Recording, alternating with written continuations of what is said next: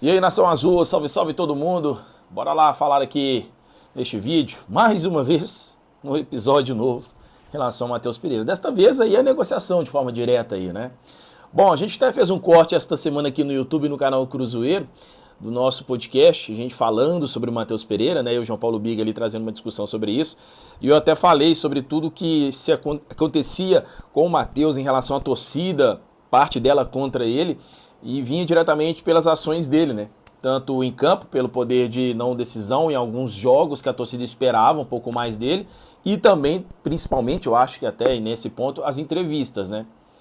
Bom, pessoal, estamos aqui agora gravando isso meio-dia, exatamente meio-dia em ponto. Eu tô gravando esse vídeo para vocês na quarta-feira, dia 19 de fevereiro. E aí tá no meio dessa transição onde o Matheus Pereira treinando normalmente na Toca da Raposa 2, né, nesta quarta-feira, e a janela na Rússia fechando na quinta-feira.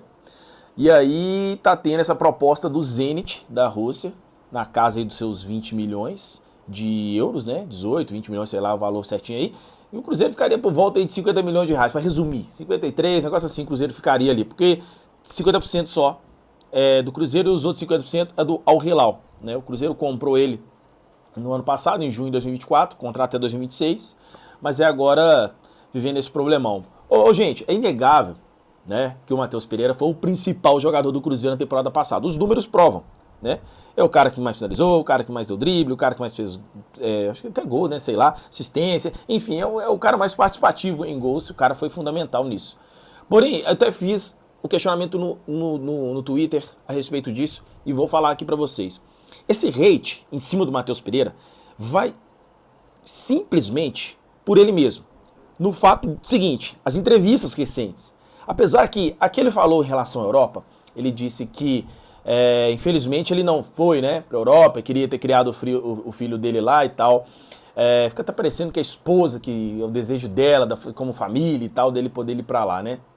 Vale lembrar que a Rússia é a Europa também, né? Apesar que está dividida ali, né? Parte da Ásia, do continente, outra parte ali fica na Europa, mas onde tem a maior concentração populacional ali fica na Europa. Inclusive, São Petersburgo, né? Que é a cidade do Zenit, fica ali na parte da Europa, da Rússia ali, né? Então, sim, estaria indo para a Europa. Não é a Europa, é Real Madrid, Barcelona, Espanha, Itália, Inglaterra, mas é a Europa.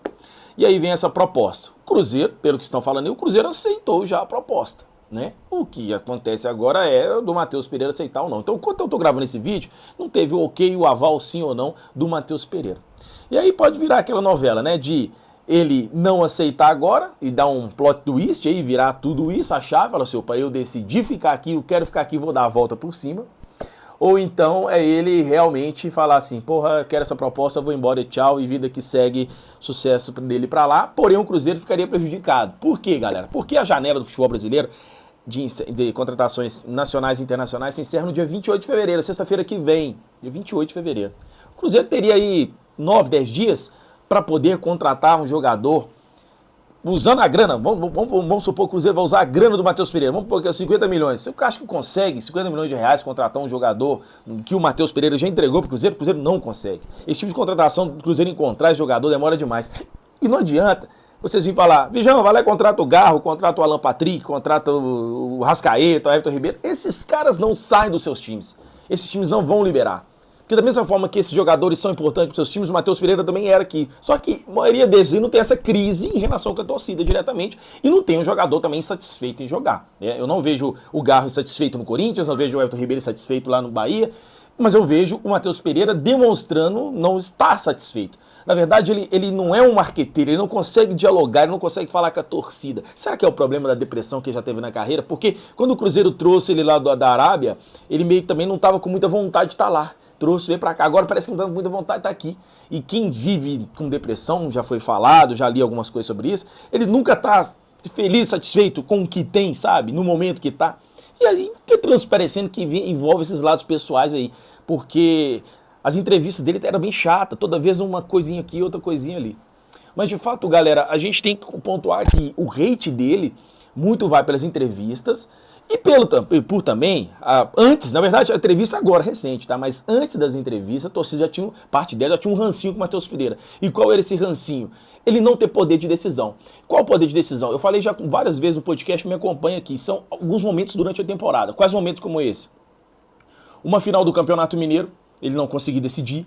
Né, jogo clássico, ele não conseguiu fazer o seu gol, a sua assistência diretamente assim, que inflama a torcida, apesar que ele deu assistência pro João Pedro naquele jogo, apesar que foi lá de trás, mas não tem aquela participação muito direta assim nos clássicos, né, como o Hulk tá exemplificando, como o Hulk faz com o Cruzeiro, a gente esperava com o Matheus Pereira ser o principal jogador, e agora vai vir um peso também em cima do Gabigol e do Dudu, ser esses caras aí contra o Atlético, isso é um ponto. Outro ponto, Campeonato Brasileiro, jogo contra o São Paulo, contra o Fortaleza, esses principais jogos não decidia, né, isso aí é importante ressaltar. Final da Sul-Americana, né? O time todo apagado, mas vão crucificar apenas um, e é o principal deles, é o Matheus Pereira. Então, assim, ele sofreu com isso por não ter ganhado nada aqui no Cruzeiro ainda, não ter títulos no Cruzeiro, viveu uma fase do Cruzeiro também, que eu acho que não é problema dele, aí é que vem de uma questão. Não é só dele, o Cruzeiro tinha um elenco mal montado, viveu transição de diretoria ano passado, você lembra que saiu de Ronaldo, chegou o Pedro. Então, assim, o Cruzeiro tá no caos, não é só Matheus Pereira.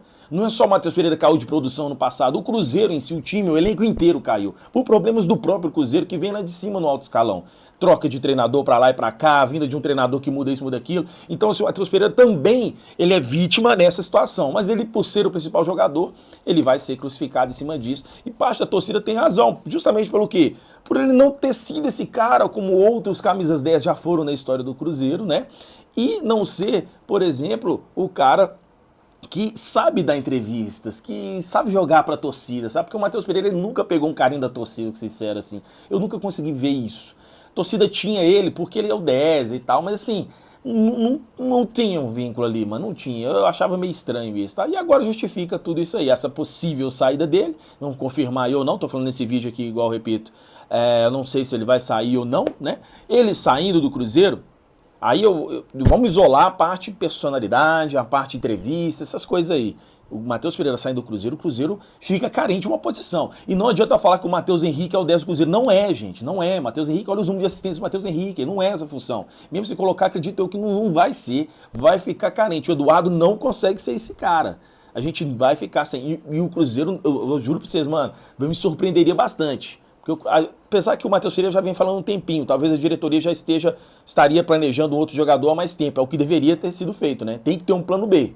A gente tem que tratar um plano de contingência em relação a isso aí. Opa, Cruzeiro, perdeu o Matheus Pereira aqui, mas a gente já tem um plano B. Cruzeiro não parece ter. E faltam 10 dias aí para encerrar a janela de transferência do futebol brasileiro. Ou seja, aí o Cruzeiro não contrata, vai com o que tem. Vai com o que tem. O que acontece? Começa o Campeonato Brasileiro agora, final de março.